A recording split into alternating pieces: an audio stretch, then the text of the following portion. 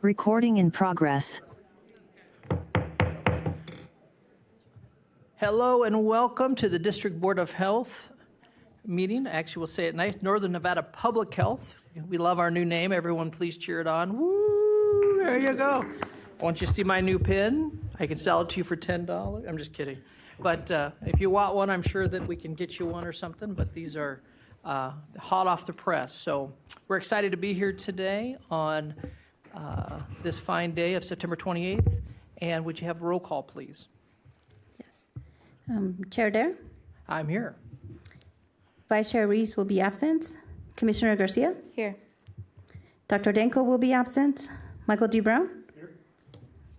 Dr. Clacking will be absent. Dr. Novak? Here.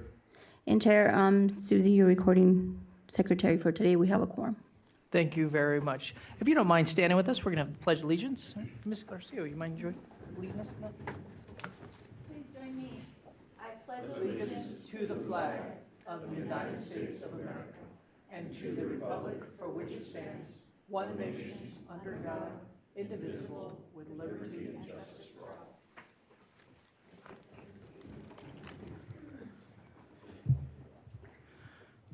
Okay, we're moving on to the approval of the agenda. Does anybody have any questions or anything we want to talk about, or can I have a motion? So moved. I have a Second. first and a second. Any other discussion? Hearing none. All in favor? Aye. Aye. Please vote on your screen, and that passes unanimously. I do want to just, for the record, let everyone know we are on a little bit of a tight agenda in the sense we will lose quorum at 3 o'clock. And so just keep in mind, we are here to answer questions and do what we do, but if there's something that we could talk to someone on their own, let's do that. So as we continue, we are moving on to recognitions. And District Health Officer Kevin Dick, why don't you lead us, sir? Yes, thank you, Chairman Dare. I'd like to begin with years of service today, and we have Jessica Connor, who's being recognized for 5 years of service in CCHS. Jessica's not able to be here today. Also recognizing Josh Ristori for 10 years of service in air quality management. He also is not able to be here today, but congratulations to both of them, and thank them for their service over the years. We have several new hires, and we have Julia Davidson, who is an air quality management specialist trainee, and I don't believe she's here today, but she joined us the end of last month. I would like to ask Kelly Seals if she could introduce Kristalina Christensen, who's a new community health worker in CCHS. You got to get excited. This is an exciting time. Come home. You have to smile when you walk up here. That's one of the rules, okay? Thank you.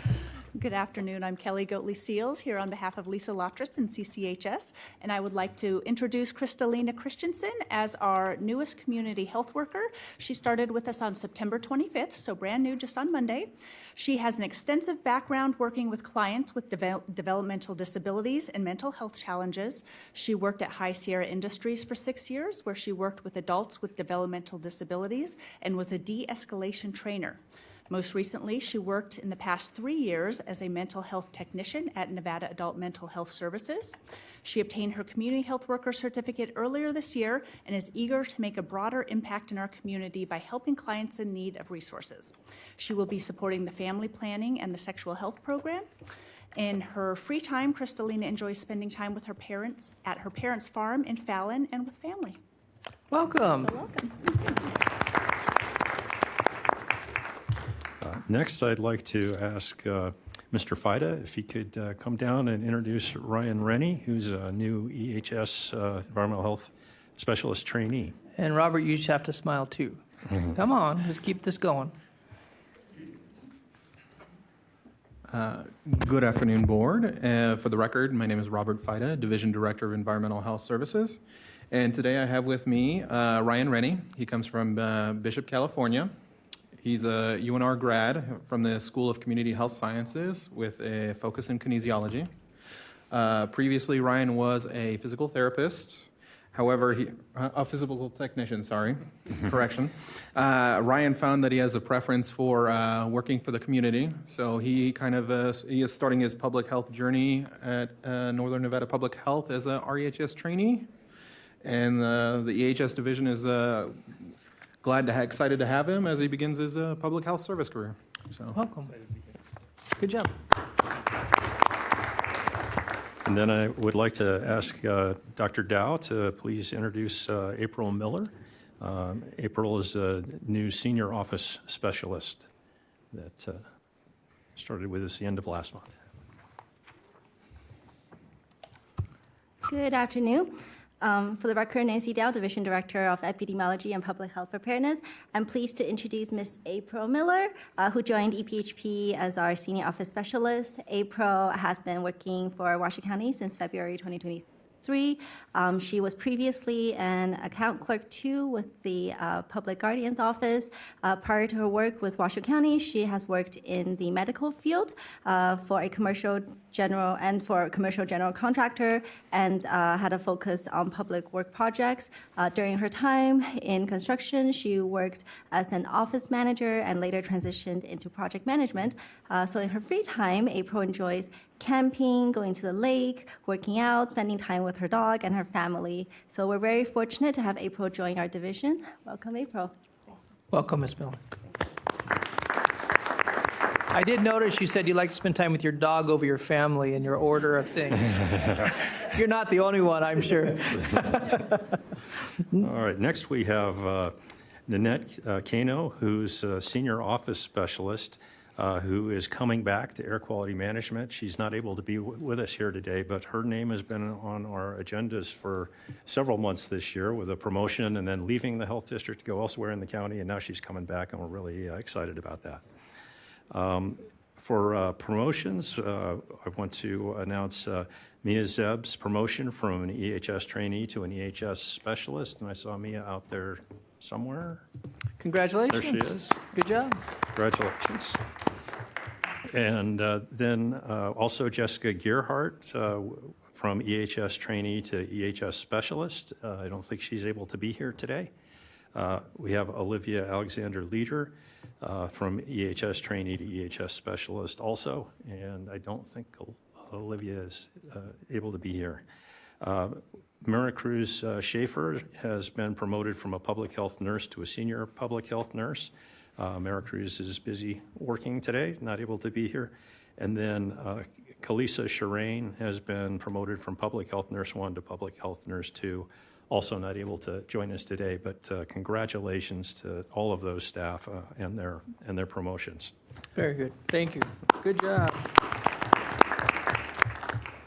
Then we've had a couple of resignations. Alexandra Velasco, our public health nurse 2, we're sorry to see leaving CCHS. And Heather Burris, office specialist with environmental health services, also sorry to see her leaving. And then we have a retirement for Paula Valentin, who's been at the health district how many years, Paula?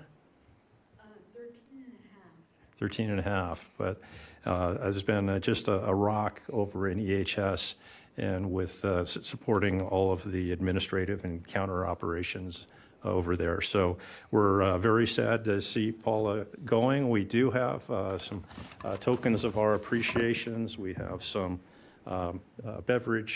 insulated beverage containers with Northern Nevada Public Health recognizes Paula Valentin for 23 and a half years of dedicated service, so elsewhere in the county also. So from 2000 to 2023. Every morning when you have coffee, you will think of us.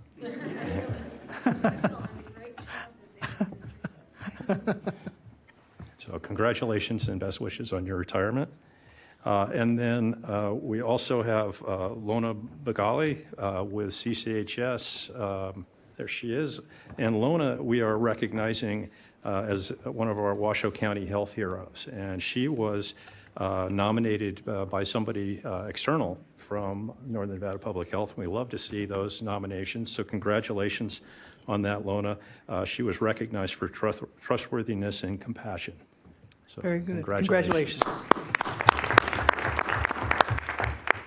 And next, I have a proclamation, so I'd like to go down to the podium for this. And I know this is a proclamation that's for National Preparedness Month, and I know we have a number of our Inter-Hospital Coordinating Council and emergency management partners here, so I'd like to ask them to come down and join me by the podium, please.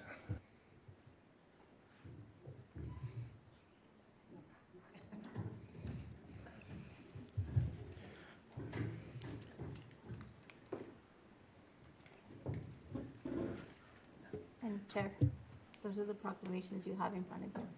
I signed them. Okay. Yeah. I was going to take their picture from this way. I think this is a better picture than we take. We'll take a picture afterwards as well, but. Oh, you go, jump in there. Oh, jump in there. This is a good picture. You can get in there. Are you in? 1, 2. Very cool. I got it.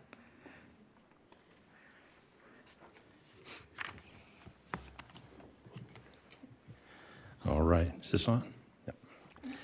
Whereas National Preparedness Month creates an important opportunity for every resident of Washoe County to learn more about ways to prepare for all types of hazards and emergencies, including public health threats, potential terrorist attacks, and natural disasters. And whereas it is often older adults who face greater risks and impacts after an emergency. This year's National Preparedness Month theme from the U.S. Department of Homeland Security is Take Control in 1, 2, 3, asking all citizens to be prepared and reminding them the life each person builds is worth protecting. Prepare for disaster to create a lasting legacy for you and your family. Whereas experience tells us that investing in the preparedness of ourselves, our families, businesses, and communities can improve the response to and recovery from a disaster or other emergency, thereby reducing the physical, emotional, and financial impact of that disaster or emergency in our communities and in our nation.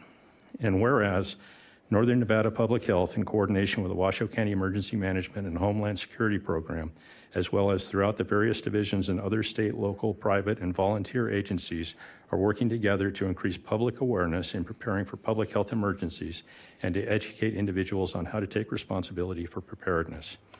And whereas emergency preparedness is a responsibility of every citizen of Washoe County, and everyone is urged to make preparedness a priority, working together to ensure that individuals, families, and communities are prepared for any type of emergency.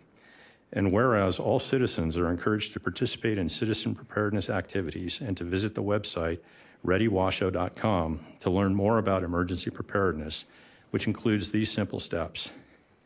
Make a plan, know who to call, where to meet. Assemble a kit, know what to pack, and have enough supplies for at least 3 days. Stay informed, know about our area's top disasters and related response actions.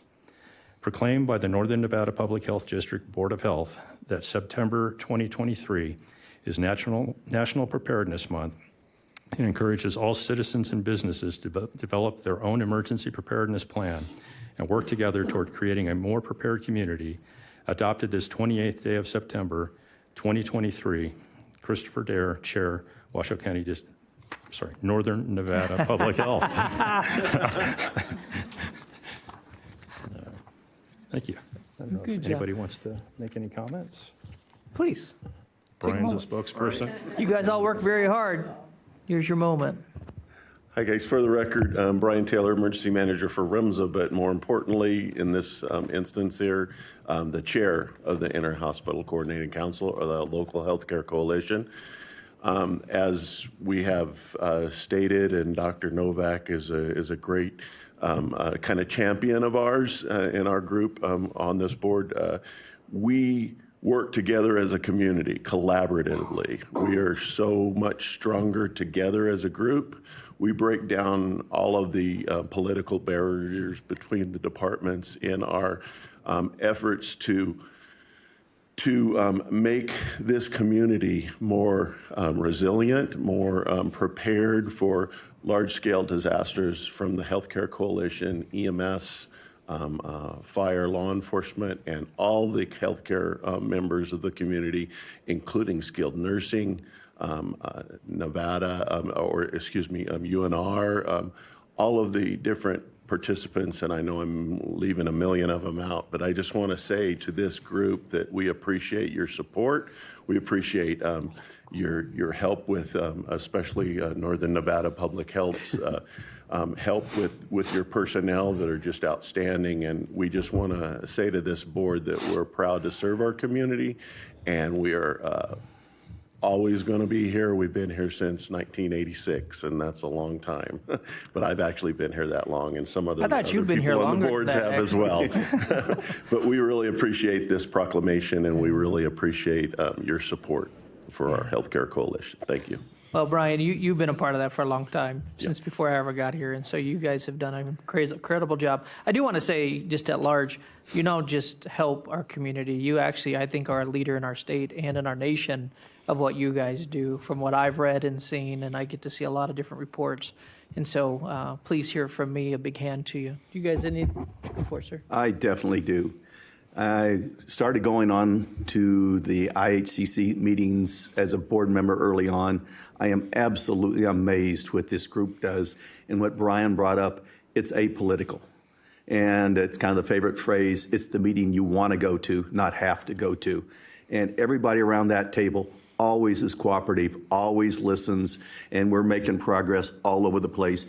This health board and what this group does is nationally known, because some of my other hats that I wear, it comes up, well, oh, you're from Washoe County. Now it's gonna have to tell them it's Northern Nevada. And by the way, we now have triage tags for everybody. The whole emergency network here in Washoe County and into Northern California now are going to be using the same tags all the way down the line. So it's going to take care of duplicates. It's going to take any confusion of what's out there and what's going on. So it's an amazing group of people. Thank you so much for all your time and all your efforts, and I appreciate it. Thank you. Anything? With that said, I do need to have a motion on this particular item. You're getting all choked up over here. You got it, okay? So we got a first? Second. Got a second. All in favor? Aye. Aye, and that passes unanimously. Let's give them a big hand. Thank you. Pictures? It is time for some pictures. You guys, you ready? Let's come on down. Please vote on your computer before we go, though.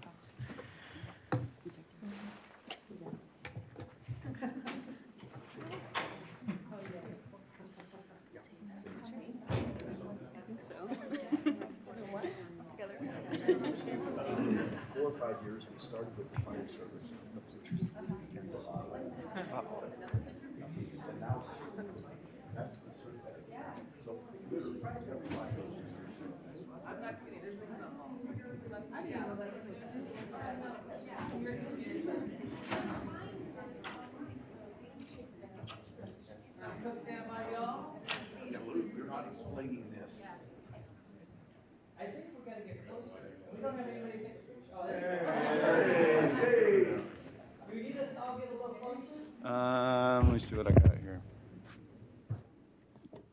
No, we can make this work. All right, here we go. Sorry. And 3, 2, 1.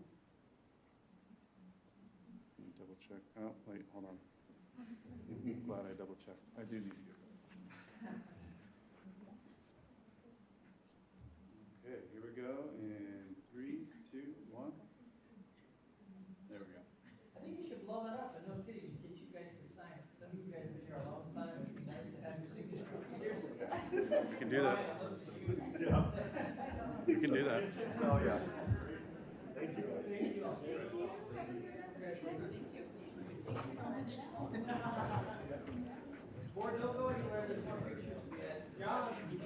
There's more pictures. I'm just exercising. He's getting his steps.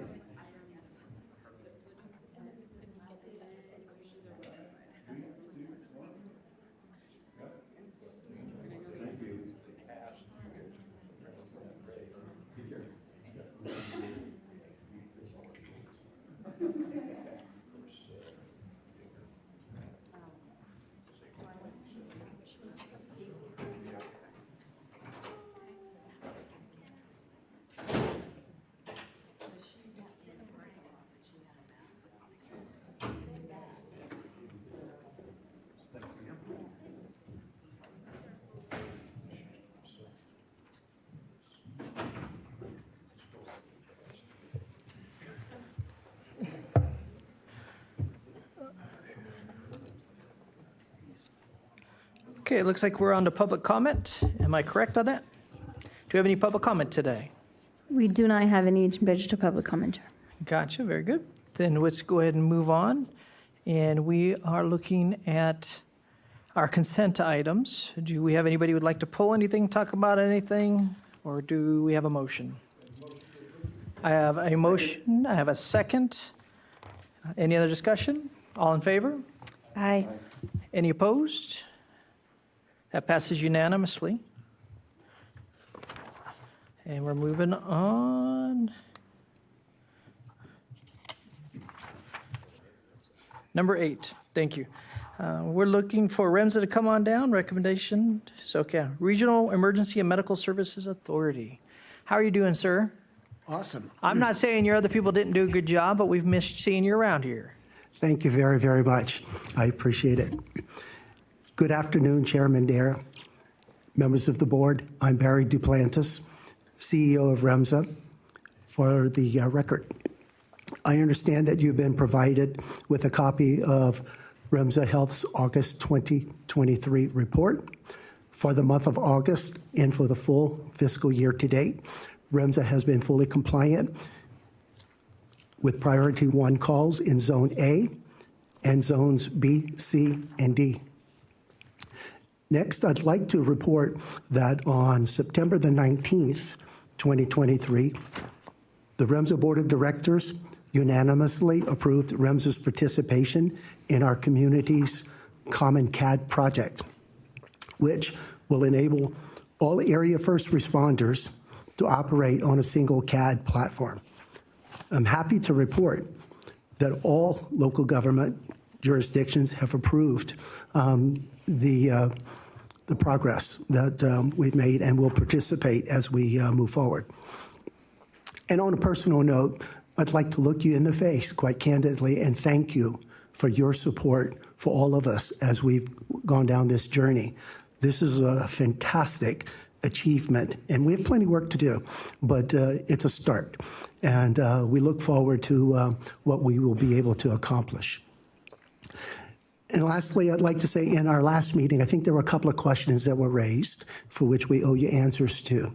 And we're working on coordinating our schedules with each of you so that we can fully discuss the answers to the questions that you've raised. That said, I'm happy to address any questions that you may have with regard to our report today. Any questions, concerns, thoughts? I have a very big thought. I want to say thank you to you guys and your board as well. I know that people don't necessarily realize that when we talk about all this, it means change for everybody. And change is good, but change also for some people, they don't like it. And so you guys stepped up to the plate, and I am very excited about what this brings to the community and to the citizens who need emergency care on a regular basis. So I know that on the elected side, we talk about it a lot, but I also know the other guys sitting here talk about it a lot too, because they're involved in all sorts of ways. And so I just tell you, we congratulations. At the same time, we do know we have a long journey. We are here. Please use this as a sounding board, but we're very pleased. Thank you very much, sir. With that said, I'd be looking for a motion to accept his report. So move. I have a first, do I have a second? Any more discussion? Seeing none, all in favor? Aye. Aye, that passes unanimously. Thank you. Okay, we are moving on to number 9, presentation and possible approval of revised FY 24-26 strategic plan, and I believe Ms. Julia Ratty is coming on down to learn us. Hello. Thank you. I hope to be your shortest agenda item today. So what we have before you is a revision to the fiscal year 24-26 strategic plan. This is a plan that we approved last in December of 22 after the retreat. At our last meeting, we went through a process with you to update the goals, and you approved those. And then as we were going through our accreditation standards, we realized that we maybe weren't as specific or articulate as possible about how community indicators informed our strategic planning process. You all saw the CHA at our retreat, and we definitely did that. We just didn't articulate it as well as we could have in the document. And knowing that we're going for reaccreditation, we've added pages 20 and 21 that include those specific community indicators that support each goal. So the three changes are, I apologize, the goals updated last meeting, the added addition of the community indicators, and then we went ahead and updated the branding since the timing was right. So with that, I'm just looking for approval of the revised strategic plan. Any questions? I have a motion. Have a second? Motion and a second. Any more discussion? Seeing none, all in favor? Aye. Aye. Very good, and this is very important. Thank you. And now, I flip my large. We are on to review, discussion, and possible adoption of the business impact statement regarding proposed revisions to the Washoe County District Board of Health regulations governing air quality management, Chapter 20. General provisions with the finding that the revised regulations do not pose a direct and significant economic burden on a business, nor do the revised regulations directly restrict the formation, operation, expansion of a business, and set public hearing for a possible adoption of the proposed revisions for the regulations for October 26, 2023. And that's Francisco Vega. Did I do your whole job for you? You did a very good job. And thank you. I appreciate that. Can I leave now? For the record, Francisco Vega, Director of the Air Quality Management Division. Thank you for that introduction. I do have a brief presentation for you, and then would love to open it up for any kind of questions. Chapter 020 of our regulations is general provisions and really provides information regarding responsibilities for the Board of Health as it pertains to air quality, the Air Pollution Control Hearing Board, and the control officer. In addition, it also contains information regarding other kind of high-level implementation requirements for the Air Quality Division, things such as violation procedure, appeal procedure as well, penalties and fines, confidential information, again, kind of broad level information that touches just about everything in the region. So that's a little bit about what's in 020. The purpose of why we needed to revise this chapter, we were essentially notified by federal EPA that our regulation was delinquent in a requirement to notify the public of or if we exceeded an annual standard.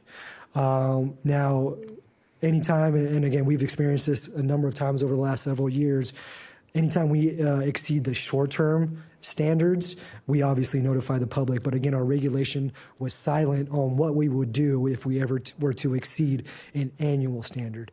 I think going back at least 20 years, we have not exceeded an annual standard. And but anyway, so now the regulation will include that language as far as if we were to ever exceed that standard, we would notify the public of that. And again, it's kind of a weird process because we actually really wouldn't know if we exceeded the annual standard until probably like 3 years after we actually exceeded it. So it's just how the data works, but wanted to communicate that as well. While we were opening up this chapter of our regulation, we also wanted to take a look at and see if there's any opportunities to make improvements. I think I've made statements before the board previously as far as our regulations are somewhat outdated. For example, in this section, the control officer was referred to as he a lot, so we made changes like that, clarified some language of make sure it was clear if a regulation pointed to a board, that it was clear whether or not that was the Board of Health or was that the Air Pollution Control Hearing Board? So try to make it a little bit more clear on that part of it. Also took parts that were in other chapters of our regulation that really didn't belong there and included them in this chapter again, which is more kind of broad requirements for everything that we do. So again, we pulled that language from those other chapters and put them here. So that's just another of other changes that we took upon as we were opening this up. Again, we try not to open up regulations very often, but we did have this opportunity. We did want to make those improvements. As far as the process, we did have an extensive public engagement process. Even prior to the 30-day public comment period, we did open it up for just stakeholder listening sessions and things like that. So, hey, here's kind of what's going on. Here's what we're thinking. What are your thoughts before we ever even make any changes? And then we did have the 30-day public comment period. During that public comment period, we did receive a couple of comments. We also did meet individually with some government organizations just to make sure we weren't missing anything or to see if there was any kind of improvements that we can make as far as how we were implementing this part of the regulation. And then, so that's kind of the process of where we're at today. Obviously, business impact statement approval. Assuming that gets approved next month, we will go in front of the board again for regulation adoption. And then ultimately, once the minutes are approved, we will submit that to the state or submit that to EPA through the state. So that's kind of where the process will go from here as well. One thing I did want to mention as far as things that we were changing, one thing that we are not changing is fees. Anything related to fees, again, we're not touching that in regards to amounts, how they're implemented. Again, none of that is being revised with this action. So with that, be more than happy to answer any questions. Anybody?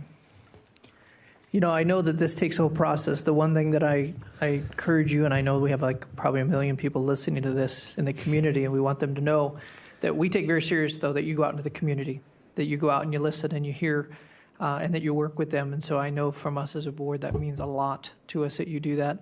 And we try to dance the best we can. And that does mean we do get to regulate, but we get to educate, and then we get to find practical, hopefully practical solutions to these things. And I think you've done a really good job of trying to do that. So thank you.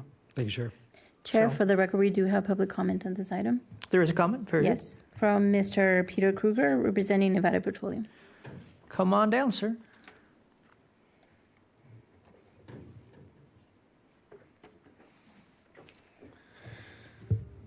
Chairman Dare and members of the board, Peter Kruger, this afternoon representing the Nevada Petroleum Marketers Convenience Store Association.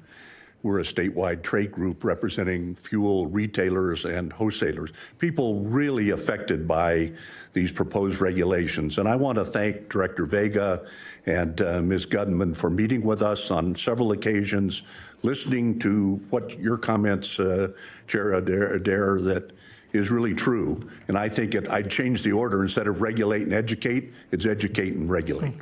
And they were that and are that. And we were very, very pleased. We stated our concerns, our members' concerns, and they listened. We didn't necessarily agree on everything, but we came to a consensus, I think, that is fair and good for air quality.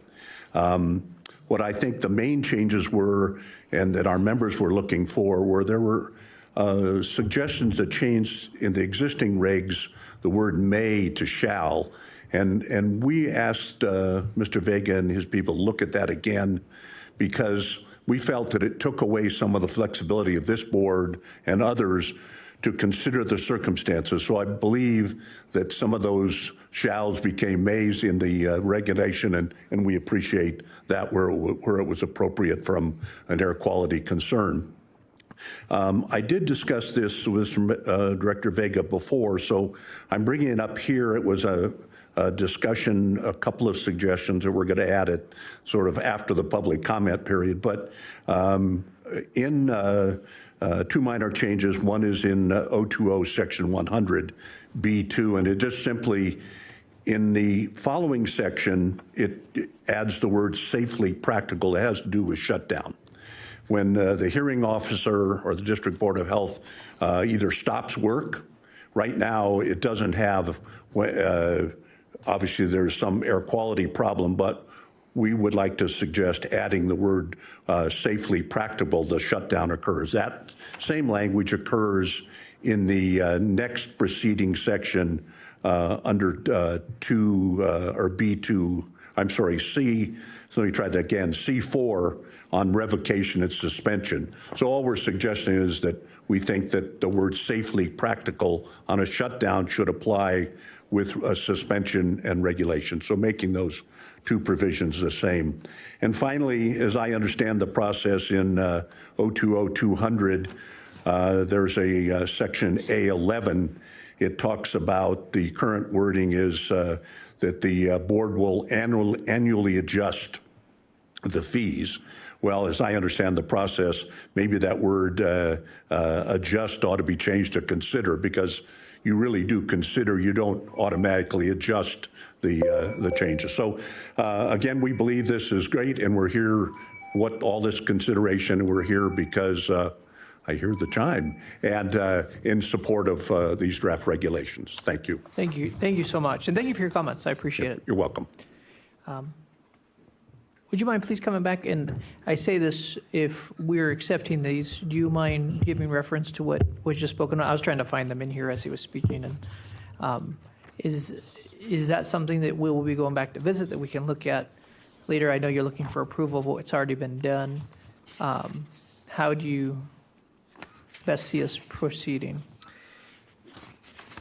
Have you looked at the comments that, have you seen? Can you kind of explain the comments that he did, and then how, have you guys considered them? Have you seen the balance of it, or are these new considerations, or? Correct, yeah. For the record, Francisco Vega, Director of Air Quality Management Division. We have received these comments, and we will take a look at them. It is correct, and I'm trying to find it right now, in regards to suspension of a permit. And I'm sorry, I'm just not finding it right now. The first thing he spoke about made sense to me, that if it's the same language. Correct. As long as it applies. The second piece might require a little more you're looking into, but I don't know. Correct, yeah. We still will have an opportunity to take a look at those, and if it makes sense and adds transparency and implementation, then we will consider those as well. Thank you. Yeah. Thank you. Any other questions? But you do need a motion on this as we sit. Okay, very good. So I'm looking for a motion. I have a first. Do I have a second? Second. Any more discussion? I see none. All in favor? Aye. Passed unanimously. Good job. Just really quickly, Dania, I think it has to be a specific motion, right? Do we need to read it?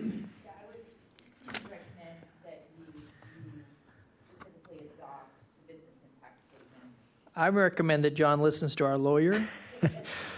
Also, really quickly, sorry that. to interrupt. We do have to schedule, I think, the public hearing for next. Okay. Okay. Correct. I'm trying to find it on my tablet here. I think it's. Okay. I can't find it on here because it keeps moving. I got it, John. Okay. I'll make a motion. Move to approve and adopt the business impact statement for the proposed revision of the District Board of Health regulations governing air quality management, Chapter 020, general provisions. Further move to set a public hearing for possible adoption of the District Board of Health regulations governing air quality management, Chapter 020, general provisions for October 26, 2023 at 1 p.m.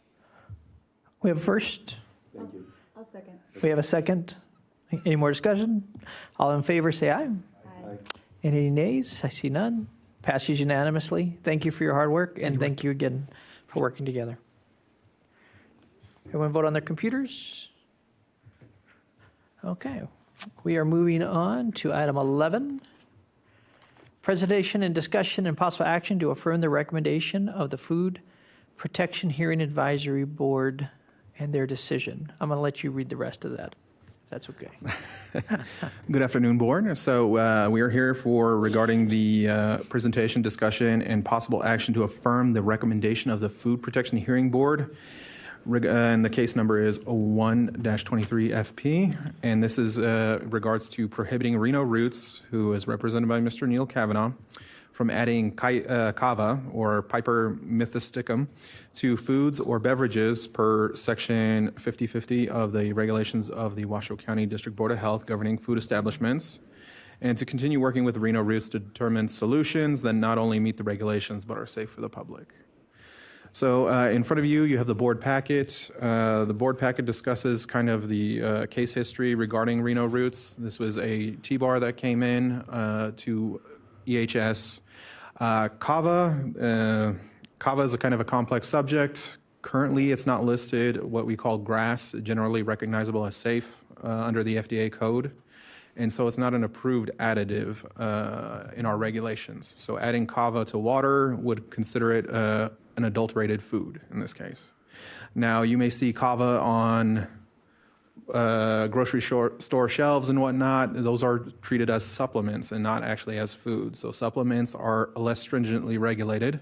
There is no safety evaluation for those before they come to market. And so that's kind of where this case is coming from. Mr. Kavanaugh was interested in serving kava the traditional way, where he would kind of prepare the dosage and then serve it in a traditional bowl according to cultural methods. That's not allowed under our regulations. We follow the FDA food code, and we kind of use the FDA food code as technical guidance. So here, Mr. Kavanaugh asked for appeal to our decision. That decision went to the Food Protection Hearing Board. And after some discussion, the board recommended to affirm our essentially our prohibition. And so that recommendation is coming before you today. So at this point, I'll open it up for any questions. Let me give my perspective a little bit on our job. We don't have to agree with any of that. We can change it, we can decide it, but just know there's ramifications if they do, and I want to share my perspective on that as we talk about this. And I do think it's important to have a conversation in respect to Neil Kavanaugh, who's put a lot of work into this, people who care about, we want to make sure that, so please give an opinion one way or another of what you think. But here's a concern that I do have.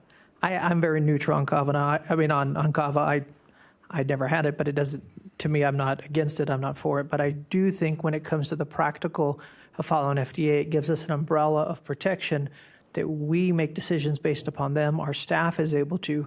If we come out underneath that umbrella, it means that if something were to happen, it puts us in potential law issue where we personally are making a decision now that is not covered by our state and by law. If they wanted to change that, and it doesn't mean we couldn't even support it, they have to go to legislators and they can change it, and then it'd be very easy for us to do that. If we choose to step out of the umbrella, which some people have, I know in Vegas there is a kava place, and what happens in Vegas stay. I'm just kidding. That's bad to say here, but I'm just saying things happen. But just realize that it is our decision to make. It is something, but do know the other second thing that I think could be hard, and I know that Mr. Dick can speak to this if he'd like.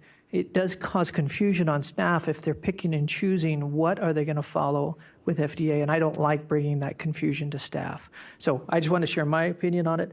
Other than that, kava away, it does not bother me. I have nothing in it. For me, I do support small businesses and would love to see them flourish, and I appreciate the process. So with that said, I would like if you guys would at least speak to it so everyone knows that, just kind of hear your mind behind it, and then we'll make a decision. I feel that staff has worked hard on this, like they do with all these types of incidents that come up. And I agree with staff on the recommendations, and I think we should support the staff, and for a lot of reasons of what you just said, because there are laws that are already written, and we need to follow that. We can't pick and choose, especially in situations such as this. So I support what staff has done and the recommendations they've told us about this from the ongoing. Thank you, Mike. Okay. John. Oh, I just wanted to echo that. I think the staff has done an amazing amount of work checking and rechecking and making sure this is where it falls with the FDA protocols and everything else. And with the rest of the state, it is something later on, if there's changes in the FDA rulings, we can go back and revisit it. But right now, I go with the motion to, or the idea of a motion to support the staff recommendations. Commissioner Garcia. Thank you, Mr. Chair. This one was a tough one for me. Obviously, my heart goes out to the small business owner who was obviously very confused about the inconsistencies throughout the state. And so I felt for him in that regard, but I do appreciate how responsive staff was. I do have a quick question, though. On the bullet in the staff report, we had reached out to the folks down in Las Vegas, Southern Nevada Health District, and they sent an email, and then they had a follow-up conversation. Have we had any updates since that last bullet point mentioned in our staff report? I did reach out to some colleagues down in Southern Nevada, and the word I got is they're kind of reevaluating their stance on kava currently at this point in time. Because they have an existing kava bar, it's a little more complex for them at this time. So. Okay. And any updated correspondence with Mr. Kavanaugh since the last time? I reached out to Mr. Kavanaugh, told him there would be a hearing regarding this topic. I informed him. I provided him the link to the agenda. So. Okay. Well, with that, I'm going to go ahead and support the Food Protection Hearing Board today.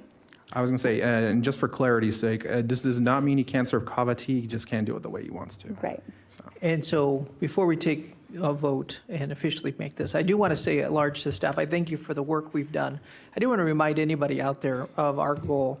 Our goal is to fully educate and support. We're here to serve the community, not to regulate of our opinions of what should or should not happen. That means if it goes against what is there, we will walk with you and we will help you learn the process. We'll learn it with you if we need to, and together we'll stand there, and then we will turn around and bring things and make decisions like this. But we have to make large decisions that help protect the community and keep us, obviously. I'm sure Neil Kavanaugh probably would do everything perfect, but we don't know what other kava groups will do or not do. It just creates an open door. But I do think my encouragement to staff is to continue to make sure that we walk in very neutral in a sense, that we are here to support our community, we're here to serve our community, and walk everyone through the process. So that's what I'm asking and make sure we do. But I think we've done that in this setting, and I appreciate that. So with that said, I'm looking for a motion. I have a first. Do I have a second? Second. Second. All in favor? Motion one. Yes. Can we get a little more clarity in the Oh. motion, whether it's to uphold specifically on I move to upholding sustain the FPHAB recommendations to prohibit Reno Roots, represented by Mr. Neil Kavanaugh, from adding kava to the food and beverages per section 050 of the regulations of Washoe County District Board of Health governing food establishments, and to continued work with Reno Roots to determine solutions that not only meet the regulations but are safe for the public. So that's our first. We still have a second. All in favor? Aye. Aye. It passes unanimously. And I would also encourage them, I'm available if they'd ever like to sit down. And again, I am very supportive of small businesses, and anything I can do, it just has to be in the framework of that. Fair enough. We'll reach out to the applicant, see if they're how they want to proceed from here. Please do. Please do. Good job. Okay, we're on to 12, discussion and possible direction for staff regarding the establishment of the District Board of Health as the permit holder licensee by the Federal Aviation Administration, FAA, to the operation of unmanned drones by Northern Nevada Public Health Vector Control Program staff. Robert Fida again. For the record, Robert Fida, Division Director of Environmental Health. I'll probably need some assistance from Danny on this one. This one's a little complicated, but I can provide some background. So we currently purchased a drone. The drone is above the exemption limit for the FAA, so it requires licensure. And in order to obtain licensure, there's essentially two general classes. You can do public aircraft operations or commercial operations. Public aircraft operations are eligible to, there's very specific criteria that make people eligible for public aircraft operations. And that, Dania can kind of go into that exact criteria, but our goal is to kind of get that declaration letter so we can do vector treatment using the drone. So this wouldn't eliminate the need for the helicopter, but this would provide us with a more essentially targeted approach if we do see areas that need additional treatment. Easiest way to describe it is, I guess, Helicopter treatment is more widespread area-based, and with our surveillance, we can actually probably treat target areas a little more effectively using a drone than just bringing out the helicopter every time. So, and that's, and I'll kind of pass it to Dania to explain a little more of the legal piece on this. Dania Reed, Deputy District Attorney for the record. I've been in negotiations with FAA counsel since approximately May on the issue of licensing for the drone. The FAA in the licensing process requires what is known as a public declaration letter. That declaration letter has to come from counsel for the public body or the agency seeking to be licensed, and it must state certain things in compliance with the Code of Federal Regulations that regulate the licensing for a drone.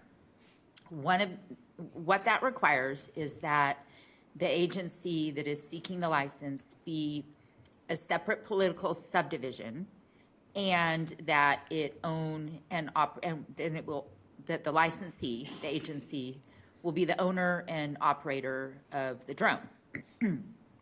Where we ran into hurdles on this is basically at that subdivision part. So initially when I wrote my letter to the FAA, and we had numerous discussions both in my office and with staff about the fact that the NRS does not establish the health district as a subdivision. The health district is a product of essentially a contract, an interlocal agreement between 3 jurisdictions that eliminated their health departments and instead operate their health services through the health district. The FAA very clearly, I wrote the letter anyway, and made a very connective history through how the health district was formed and linked it back to Reno, Sparks, and Washoe County, which are political subdivisions. The FAA lawyers are smart as well and realized that I couldn't cite a statute. But what I could cite was a Ninth Circuit case that had nothing to do with this subject matter, but in passing spoke of Reno, I think it was Reno, Washoe County, or Sparks and Washoe County, and the District Board of Health, and just happened to add the tagline, political subdivisions.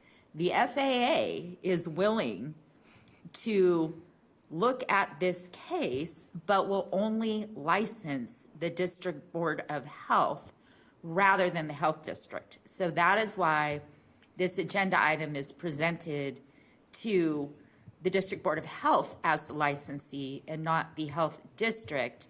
And in discussing it, we believed that the best approach, of course, was to inform you of that and allow you as the District Board of Health to determine whether you agree to become the licensee. The FAA has also been clear that for liability purposes related to the license, that the license holder would be who they would look to. Staff, and I've been involved in some of the conversations, has worked with risk management. There will be appropriate coverage for the license and operations, but it's unusual to ask the District Board of Health to be the licensee rather than the actual health district. So we have been fortunate that the FAA has been willing to accept case law to sort of inform the gaps in this statutory law in that regard, and be able to actually provide an avenue for the health district to operate its vector program and specifically the mosquito abatement by use of a drone, because without that, this may not be possible. It sounds like you found a good path for us to be able to move forward, is what I would say. And I would put it in terms, it just sounds like this particular thing is out of it has the larger umbrella that needs to be there, which is us. The only thing that means is if there's a lawsuit, let me just get to what that means. It means that we are named, but you're named anyway. You're on this board. Even if it was over there, we're still named. And so it just changes to where it's just directly us instead of goes through the staff. So any questions, because that's really what it comes down to. They want to know who they can come and stand in front of if something were to happen. Yes, sir. Okay, just a couple of questions. Is there any real downside to doing it this direction, other than probably a little more complicated legally? We talked about that in my office, and we collectively, because wanted to get the opinions of some of my colleagues, don't believe that there is. Okay. It does present a realistic avenue. The concern and part of what's taken us a couple months was assuring with risk management that there would be appropriate liability coverage. And that has not been demonstrated as a concern. The board is covered through the county policies for its day-to-day work, and it's a matter of just adding the coverage for the drone functions. And it's our understanding that that's achievable and will be done, provided that the license is granted. I want to thank you. I know you spent an inordinate amount of hours, both Robert and you, talking about this and working around. FAA is a very difficult group of people to deal with, even on a good day. I'm grateful for the council that is advising the FAA. They've thus far been easy to work with and easy to communicate with, and they were open-minded about finding an avenue. And I explained we are in the West. We do have mosquitoes, and we are looking for ways to really protect the public, and they were willing to accept those arguments and look for a path forward. Good, thank you. I'm curious about the process of the license and the timeline of that as we have new board members that come and go. What's that process look like? From what I understand, my portion will be the public declaration letter now certifying the board as the entity that's appropriate for licensing. And Mr. Fida, I think, can speak a little bit more to the process that they go through with the licensing. One thing and I think there's a 90-day review once all the documents are in, including my letter, and my letter achieves approval on their end. One of the things that may complicate this now is a government shutdown, because it is unlikely that the attorneys and those that do this type of licensing are going to be considered the type of essential employees that would be on the job. If that's the case, it may extend that timeline, but I think Mr. Fida may have a little more information on what that process is going to look like going forward. Yes, so the first step is usually the public declaration letter, and at that point, the FAA reviews that. If that meets the criteria for the public aircraft operations, they'll send us a link to essentially apply for a license at that point in time. So this is pretty much the first step before we even begin applying for the license. There'll be a review period, as Dania mentioned, and I know our staff has gotten their pilot's license or in the process of that currently. So, and then I think they'll need to submit those as well to the FAA for the drone. So I think, Ms. Garcia, I think I'm picking up, is that what happens, so I'm not the board chair anymore, I move on. Does this follow me the rest of my life that I've now signed on as the drone controller, or does it just stay with the board? I don't have a specific answer on that. Oftentimes it will be under the board, so you won't be individually named. What that looks like in litigation and how that works is likely going to be very similar as when an agency or an employee is named in a lawsuit and they're no longer employed, and the extension of coverage, that the county provides. I think there's generally a period of time, and you would request representation by the county. But as the licensee, generally what will happen is it would be the FAA, if they are going to take any administrative action that would look at the licensee, any action on the license. In a general lawsuit, it would be essentially probably this is all hypothetical, a tort claim.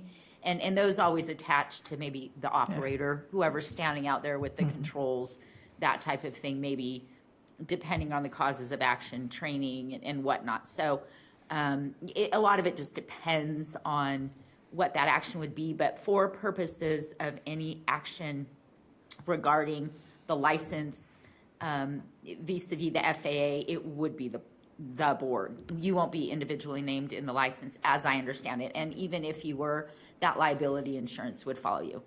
Thank you. I think that answered Good question. my questions. Good question. Okay. Do you have anything else you would like to share? No, that is it. Madam Lawyer, you're good? Ms. Reed, you're good?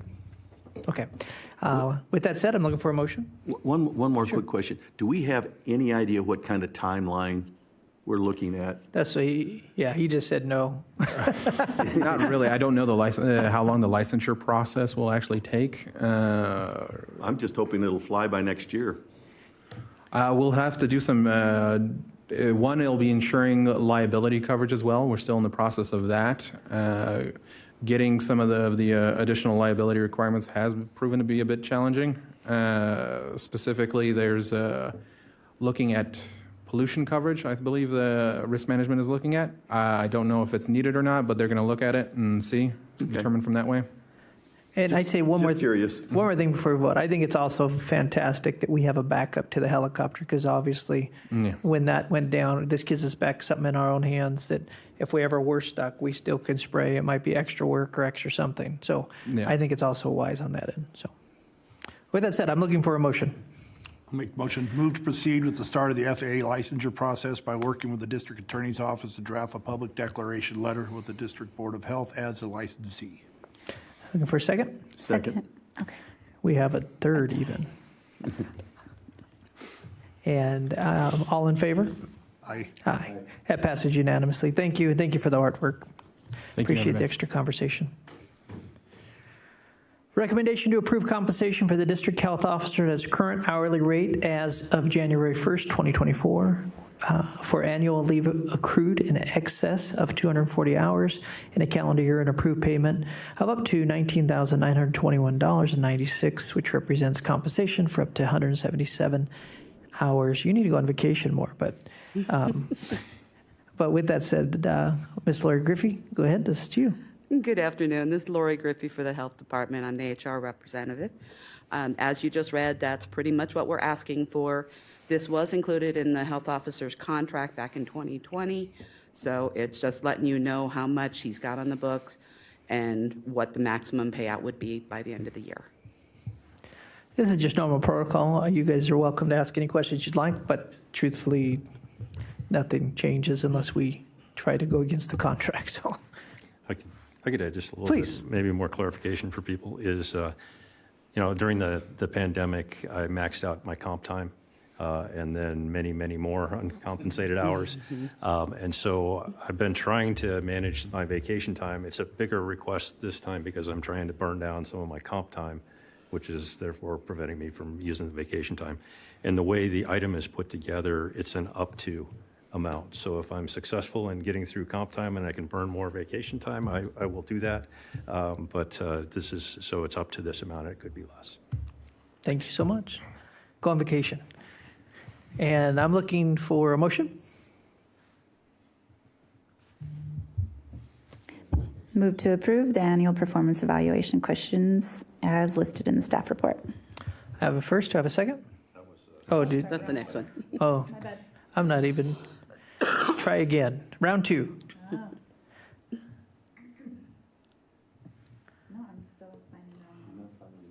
I can do it. I will recommend to approve compensation for the district health officer as current hourly rate of January 1st, 2024, for $19,921.96, up to $19,921.96 for 240 hours of his compensation. Did I confuse that? Okay, thank you. I was trying to summarize. So I have a first. Do I have a second? Second. I have a second. All in favor? Aye. And that passes unanimously. Ms. Garcia, now we're on to I your know, your I was favorite. one ahead of you. All good. Discussion and possible direction to staff regarding the establishment of the District Board of Health as permit holder. Oh, no, did I do something wrong now? Oh, going the wrong way. Let me get to this. Review and approval of annual performance evaluation questions and list of participants for the District Health Officer's annual 360 evaluation and direct staff to conduct the evaluation utilizing an online survey program. Again, Ms. Lori. Lori Griffey, the health HR rep for the Health District. This is our annual process. It's the same process we used last year. We have 3 separate surveys that go out to different groups that the health officer works with. We'd like to send it out to the list of participants you have in your file. Once we get those all back next month, I can bring it back to you with the results so you can do Mr. Dick's evaluation in open meeting. Thank you very much. Any questions? Very good. Can I have a motion? Yeah, I found it. Yeah, go for it. Okay. Move to approve the annual performance evaluation questions and list of participants for the District Health Officer's annual 360 evaluation and direct staff to conduct the evaluation utilizing an online survey program. Let's have a first. Do I have a second? Second. All in favor? Aye. Aye. Thank you so much. Passes unanimously. And we are on to our staff reports. Come on down, It's the same. Mr. Vega.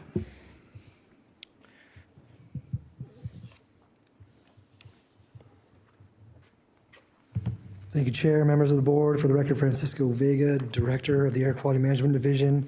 I don't have anything to add to my report. I just want to highlight, and again, a prior commitment in keeping the board up to date on what's going on with the health standards.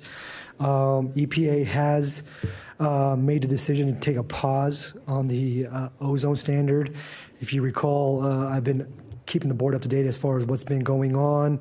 In 2020, EPA made the decision to maintain the current standard, which was established in 2015. Under the new administration, that decision was being reviewed. And I think the idea is that we were on the path to strengthening that standard. Well, again, this decision kind of alters that path. And again, EPA is kind of starting over, and that process is probably a 2-year period. So we probably won't see the ozone standard probably change for at least 2 years. So just wanted to update the board on that. With that, I'd be more than happy to answer any questions. I don't have any. Thank you so much. Thank you for being here today. We're moving on to Community and Clinical Health Services. Ms. Lisa Latrance.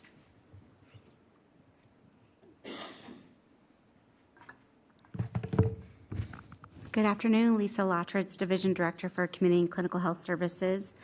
I just wanted to add to my report that next month, Joe Dibble will have a presentation on lethal means. So it'll kind of go along with what our division update was this month. Since our report was finalized, we did get an additional congenital syphilis case, so we are up to 15, which is 2 above what we were last year. And then lastly, we had training day yesterday, and we had approximately 90 staff members attend an all-day training on bridges out of poverty. I'm happy to answer any questions. Go for it. I want to commend you. Evidently, your staff training went extremely well yesterday. Thank you. It was extremely well attended. Yes, it was very well attended. It was very well. Great, thank you.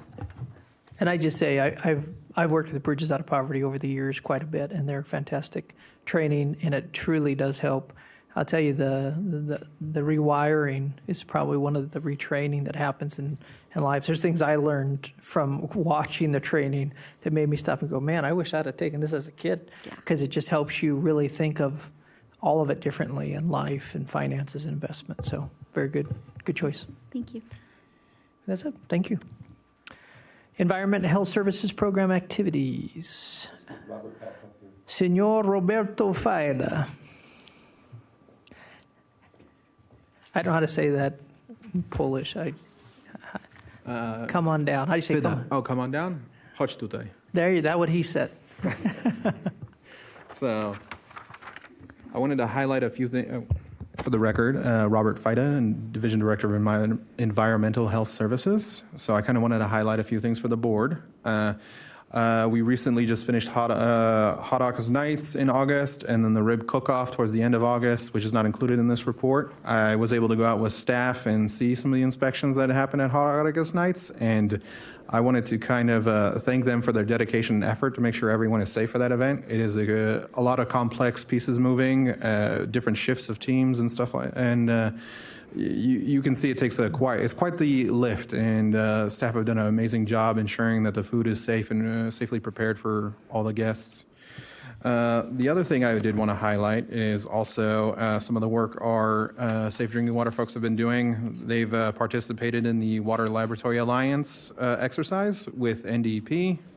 This was an exercise to practice how agencies would respond to an unregulated contaminant if it made its way into a water system.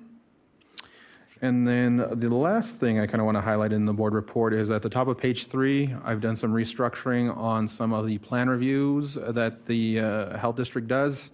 I felt the existing chart didn't quite show the dimensions that is involved in some of the plan review done by the health department or by our staff. So as you can see, I've broken out into how many submittals we've received, how many reviews are actually conducted. The best way of kind of describing this is when you submit a building permit, you're going to have a plumbing plan examiner, electrical plans examiner. EHS is a lot of similar things. When we do get a plan, there's a lot of moving elements, so one plan submittal doesn't equal one review usually. So I just wanted to highlight that. Other than that, I'll open up to the board for any questions. So, Any questions? I just have one comment, well, two comments. One is I think we hired you just in time, right before all the events happened, right? You get to get in there and cut your teeth on that. I've had the honor of going around, just so you guys know, and be on some of the inspections that have been happening, and I've definitely enjoyed and been a joy. I know we have a few more coming, and I thank the staff for putting up with all my questions as I come on out, but it's been great. So thank you. So, That's all. thank you. Thank you so much. And now we have Ms. Dow with Epidemiology and Public Health Preparedness. And I want you to know she's the best smiler coming down here. She wins the prize every time. Good afternoon, Mr. Chairman, members of the board. This is Nancy Dow, Division Director of Epidemiology and Public Health Preparedness. You have my report, a few to update and highlight. So the CDC designed a tabletop exercise simulation tool to teach emergency preparedness and response partners who may be involved in population monitoring about community reception centers following a radiation emergency as a way to expand understanding of how to respond to a radiation event. This tabletop simulation tool takes a format of something similar to a collaborative board game that bridges this gap between discussion, which is something you would have in a regular tabletop, and operational exercise as you would have in a real-life full-scale exercise. And it serves as another tool to aid the understanding of processes, roles, and responsibilities, and to foster teamwork. And then there's also an alternative version of this game as well that's available and designed by CDC to present a point of dispensing operation. And then players in there would include public health, emergency management, radiation control, fire, police, communications, hospitals, and volunteer contacts. So after learning about this new simulation tool that became available, Northern Nevada Public Health, in collaboration with the CDC, hosted an opportunity for our partners to participate in both of these cooperative board games on September 13th. So the Community Reception Center simulation exercise was offered in the morning session, and the pause simulation was offered in the afternoon. And we had a number of attendees to this from our own staff at NMPH, as well as hospitals, CERT, Air National Guard, the University, Washoe County EM, the Quad County Public Health Preparedness, and the State of Nevada Division of Public and Behavioral Health also came. So it was a successful event that was being held. In epidemiology, last week we published our quarterly communicable disease reporting and statistics for the first 2 quarters of 2023.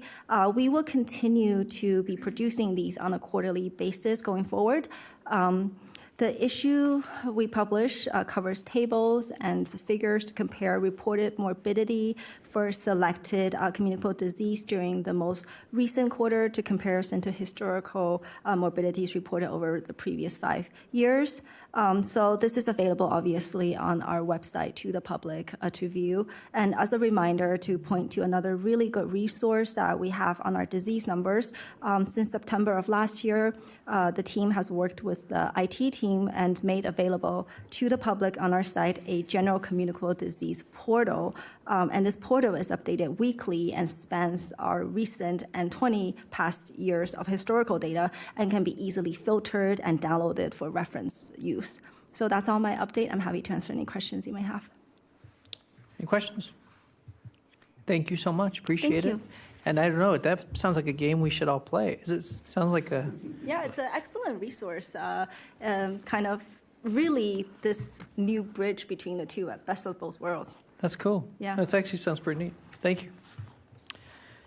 Health Officer Kevin Day. Thank you, Mr. Chairman. Shortly after our August board meeting, we did our launch of our new name, Northern Nevada Public Health, on August 31st, and I want to thank the board members for showing up and attending that event. We had good turnouts of other elected officials and managers from the cities of Sparks and Reno and from Washoe County. And then we had the opportunity to provide updates at the City of Sparks City Council meeting on September 11th and at the Board of County Commissioners on September 12th. We will be providing an update at the Reno City Council on October 25th. Also, the county manager has an internal communications vehicle that's called Coffee with the County Manager, and it's streamed to for all county employees to watch, and he invited me to participate on that as well to help the employees of Washoe County better understand our name change and who we are and how we differ from the county. So that was much appreciated. Wanted to highlight that coming up next Thursday on October 5th, from 3 to 6 p.m., there will be a family health festival that we'll be holding along with our numerous partners that participate with providing services there, and that'll be at O'Brien Middle School. And anybody's welcome to swing by if they want to check that out. I also wanted to touch on the EMS regionalization work. We had Mr. Duplantis that talked briefly about that, and I think it's very significant that we have REMSA along with both of the cities and the county signing on to that agreement for all using the same computer-aided dispatch, the Hexagon system. So that's a great step forward that's now occurring because of the conversations around regionalization that have been happening. Then I also wanted to highlight that I am planning on retiring next spring, and I have had some conversations about this with our board chair, and he, I think, is wise in these areas with his background and experience. He requested 6 months advance notice to be able to have a good search process in place to find the next health officer. And so I provided him with a letter on September 18th, and I distributed that to the other board members soon after that. And my plan is to continue as the health officer through the end of March of 2024, and then still be available to provide assistance with a new health officer starting that would start at the beginning of April over a 2-month period. And during that time, I would probably spend more time working at the beginning and much less as they get up to speed. And I'd also be using vacation time until I formally retired near the beginning of June. So it's really, I've still got a lot of months ahead of working to support the staff of the health district and the board and the community. I'm looking forward to that. But it's really been a privilege and an honor for me to serve in this position. So. Very good. Let me share something at large, and then if anybody has things to share. One, obviously, thank you for your service all these years, and we'll have more of that to come where I'll see all the nice things. But I do want to, I purposely did not put anything on the agenda right now of what the process looks like. We'll talk about that in our next board meeting. And I do want you to think about it. We obviously go through this in all the boards we serve on and things of that fashion.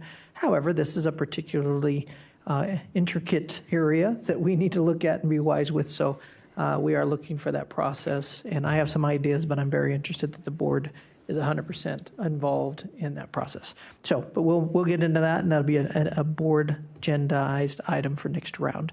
But if anybody would like to share anything, please. Go, go, go, go. No, good. Very good. Okay. With that said, thank you for sharing that. Do you have anything else you want to share, Mr. Dick? No. Okay. Thank you very much. We are on to board comments. Does anybody have any comments, questions, wisdom? I tricked you there. You said no. I saw that. You have some wisdom. But with that said, I will go ahead and call for adjournment. Thank you all for everything.